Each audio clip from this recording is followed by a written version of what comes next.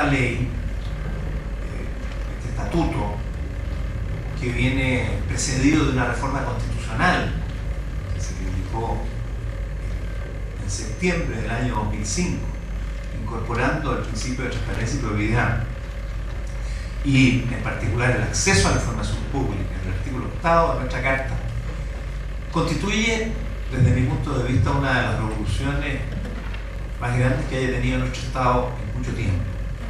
Y probablemente, como las revoluciones ya pasaron de moda, no advertimos lo que eso significa.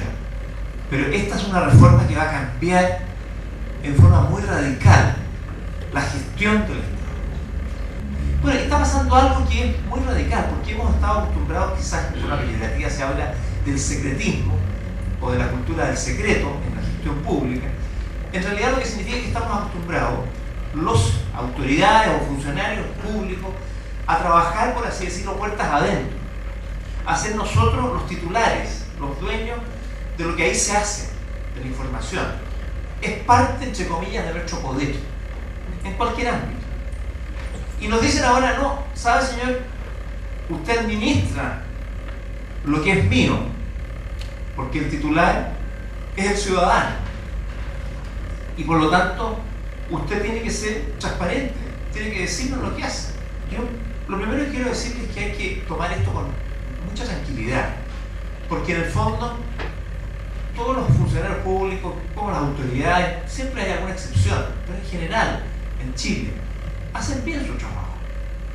Ahora, que lo podemos hacer mejor, lo podemos hacer mejor. Y cuando yo digo esto es un cambio en la gestión pública, es porque yo creo que esto va a obligar a que nuestro trabajo lo hagamos mejor. Porque cada cosa que hagamos o que no hagamos va a ser susceptible de conocimiento público.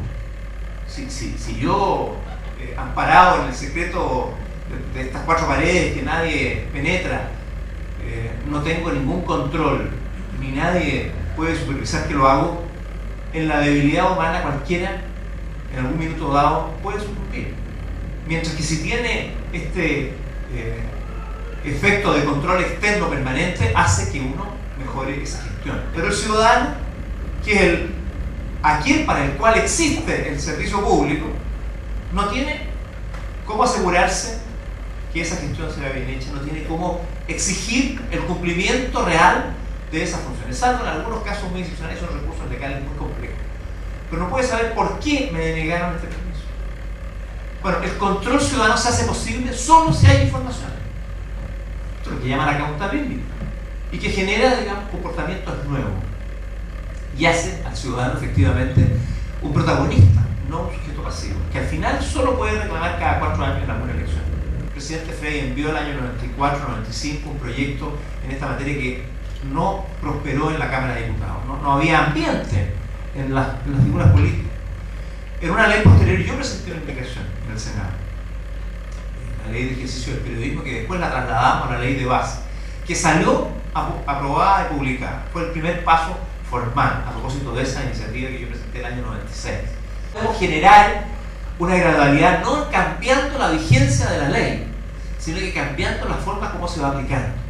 Yo creo que en los primeros 3 meses, por decir un ejemplo, lo que tiene que hacer el Consejo es revisar a lo mejor una muestra aleatoria, no los 652 municipios, pero a lo mejor unos 30, 40 municipios bien escogidos de distinta naturaleza, de distintos lugares del país, y otras instituciones, y en fin, un centenar, a lo mejor con ayuda de algunas universidades y otras entidades, poder ver qué ha pasado en la aplicación. No para ir a sancionar, sino que para ir a capacitar, a informar, a corregir, a ayudar. Porque aquí el éxito de esta ley no consiste en que el 21 de abril le van a pasar tantas sanciones, tantas multas a tantas personas. Ese es un fracaso, ¿no? El mismo proceso que nosotros tuvimos de Senado Ciudadano, en que informábamos, me conseguí 800.000 correos electrónicos para enviar la información del Senado. Pero la respuesta que tuvimos es muy débil, porque los ciudadanos no son tampoco sujetos activos, no tienen esa capacidad protagonista. Está creciendo y está cada día siendo más importante. Hay un cambio cultural que no solamente tiene que producir en el servidor público, sino que también en la gente, para que la gente haga uso de sus derechos y sienta que puede pedirlo y que eso no significa un delito o algo por el estilo. ¿Qué pasa con algunos temas que la ley nos vio? Nosotros nos dedicamos mucho tiempo al tema de las excepciones. Voy a referir brevemente a eso. Por ejemplo, las autoridades tienen un plazo para contestar, y eso es lo que gatilla todo el proceso de reclamación ante el Consejo. Van a ser esos plazos relevantes, reales, cuando la información no esté disponible. ¿Cómo va a manejarse el proceso de respuesta en los plazos establecidos cuando la información no está necesariamente disponible, o no está en el formato que se pide, o no está en los tonos que la persona lo está requiriendo? Ahí se nos va a producir algún temor, alguna dificultad. Aquí hasta ahora, por así decirlo, la reserva ha sido la norma general y la publicidad la excepción. Desde ahora en adelante se produce el fenómeno inverso.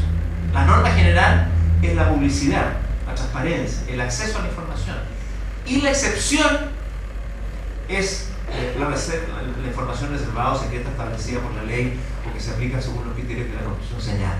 Eso es excepcional, y las excepciones se interpretan de manera restrictiva en nuestro ámbito jurídico. Por lo tanto, no se le va a poder dar a estas excepciones un espacio muy grande, sino que más bien restringido. Por lo tanto, el criterio normal debería ser, en general, más bien dar la información que no darla, puesto que eso es lo que va a ayudar a fijar un criterio. Salvo cuando uno empieza a ver la sensibilidad del hecho que se produce cuando se da a conocer cierta información.